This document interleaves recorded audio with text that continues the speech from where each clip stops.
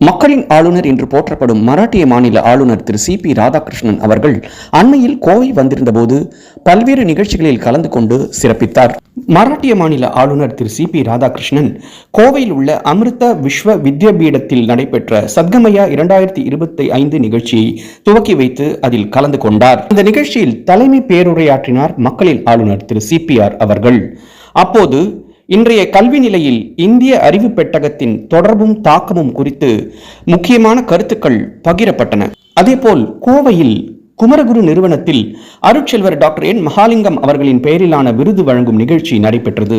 இந்த நிகழ்ச்சியில் கலந்து கொண்ட மராட்டிய மாநில ஆளுநர் திரு சி.பி. ராதாகிருஷ்ணன் அங்கு பேருரையாற்றினார். அந்த நிகழ்ச்சியில் ஃபோர்ஸ் மோட்டார்ஸ் நிறுவனத்தின் சேர்மன் மதிப்பிற்குரிய ஸ்ரீ அபய் ஃபிரோடியா அவர்களுக்கு இந்த பெருமைக்குரிய விருதினை வழங்கி கௌரவித்தார் ஆளுநர் திரு சி.பி.ஆர். அவர்கள். விருது வழங்கும் நிகழ்ச்சியில் பல்வேறு முக்கிய பிரமுகர்களும் கலந்து கொண்டு சிறப்பித்தனர்.